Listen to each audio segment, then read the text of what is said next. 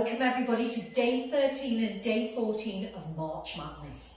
And my perspective of the two exercises today, which are single leg kick and double leg kick, are from a back care point of view and also recovering clients from back pain.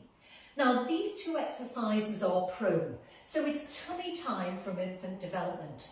Now all movement tells us a lot about the way we perceive life, and really important, it tells us about the way we learn to crawl and move and our perception on the world. It's our integration of the psyche and the mind into the body and vice versa. As the saying goes, as above so is below.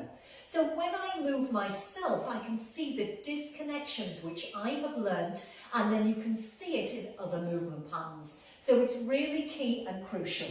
So as an infant, you have to connect the arms and legs and the head and tail to the powerhouse, as we do in Pilates.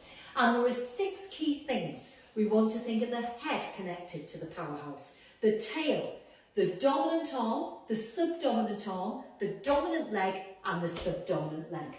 I also want to decompress the spine.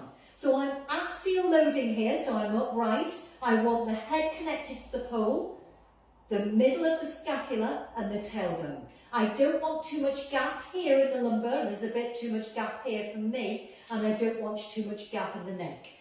I want to keep the spine lengthened, create space. So I'm going to go down onto the tummy time.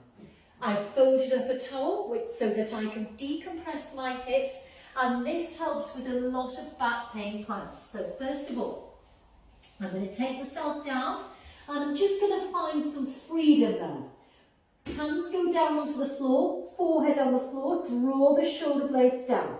The feet are apart and they are engaged. I'm just going to do 2 small kicks. Kick, kick, and down.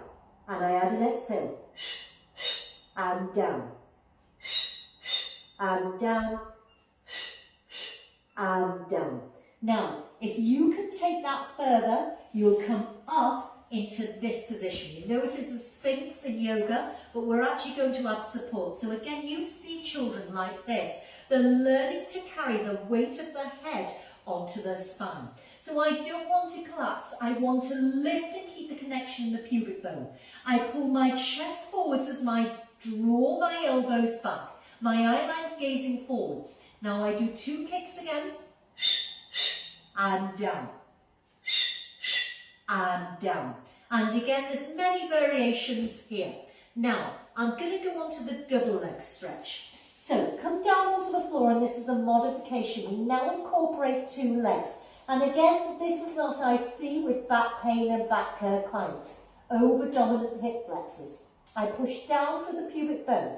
I'm going to do 3 little kicks. Kick, kick, kick. Now, I'm going to reach my arms sideways, float above the floor, and I'm doing the modification here. Palms facing down, so there's a slight engagement in the shoulders. I also have the front of the humeral head open as I slowly go back down. Head goes the opposite way. Sweep the arms sideways. I lift, lift, lift, lift as I slowly go back down. And I'm adding my head as well. So the head is everything. Look at all this, the way a child moves. Then it's coming up through its lunge, up onto the floor. So these are all key, everybody, because the way we move really relates to how we are feeling in our body and life. And remember, the body has its own innate wisdom.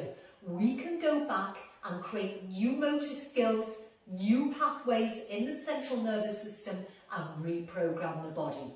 Let me know your thoughts on the single leg kick and double leg kick and what you think when you tried these moves. Enjoy!